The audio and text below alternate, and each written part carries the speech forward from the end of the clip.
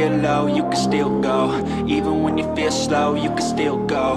Welcome back to the Garden with Joy and Holly radio show. Happy you've been with us per the program. We're going to get going on questions here. If you've got a question, you can certainly submit that to us two different ways. GardenTalkRadio@gmail.com.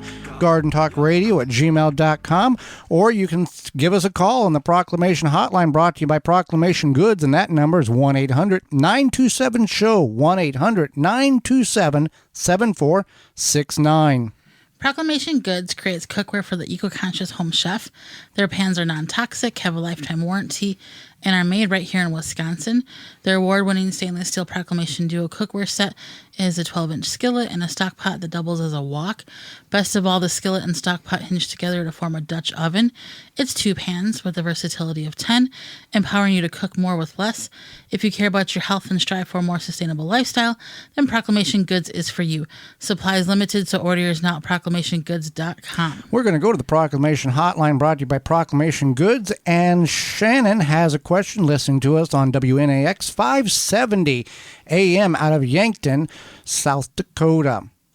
Hi, this is Shannon, and I'm calling from Yankton, South Dakota.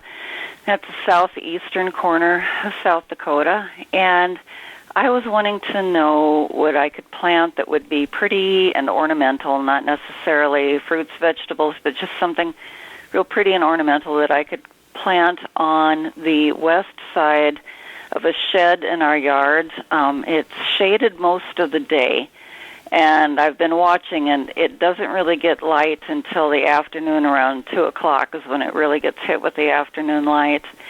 And I'm wondering what would be the best thing to plant there. Thank you. Bye. All right, Holly, what can we do? Can we help Shannon? Yes, we can. Got a couple of options for Shannon, Holly. Yeah, so one would be hostas. Those are always a good option in a situation like that. Ornamental grasses. There are perennial ornamental grasses. You just go to your local independent garden center and speak with them about perennial ornamental grasses, and they can point you in the right direction. And then also another variety called coral bells, and those are pretty leafy, perennial. Multiple colors to choose from. Yeah, multiple colors to choose from. Really nice looking. And then ferns. Right.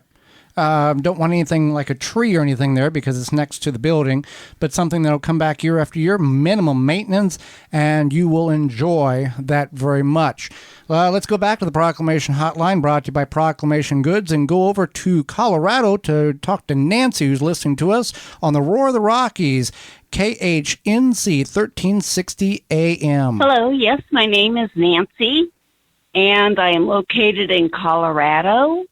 And my question is, I have looked on the internet and seen dozens of suggestions on what to use when planting your tomatoes, as far as, nutrients and that to put in the hole while you're planting them. And I was calling to find out what your recommendation is. Thank you. All right, Holly. Well, you asked 2 gardeners what to plant in the hole with the tomatoes. You get 17 different answers. What we would recommend is we don't put Tums or powdered milk or eggshells or anything in the hole. What we have is a good foundation of a good compost or soil that's healthy.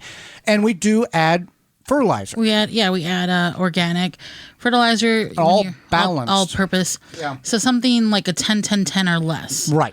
Ideally a little bit less. It doesn't have to be like 7-7-7. It might be like 7-5-7 or 5-3-5 or 3-5-7, whatever. Right. But it's a 10-10 or less, all purpose organic fertilizer. And then what we do is once we have the tomato planted, we trim off the lower few inches of leaves, and then we use whole grain cornmeal, yellow whole grain cornmeal, and just take a handful of it, sprinkle it around the base of the plant, and that helps prevent early blight, and you're good to go.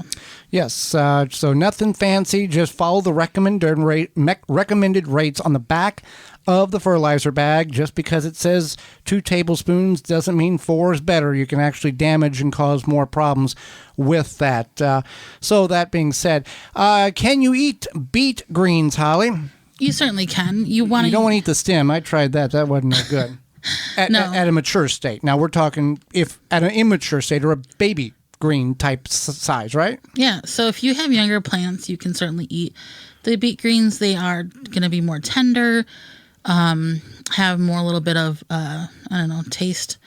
As Less they get- earthy. Less earthy. Once they get to more mature, when you're ready to harvest the beets, Yeah. they get a little bit rough. So if you like, for us, when we plant beets, we do thin them out once they start to sprout a little bit, so you could eat those baby greens and they would be quite delicious. For more information, please visit thewisconsinvegetablegardener.com.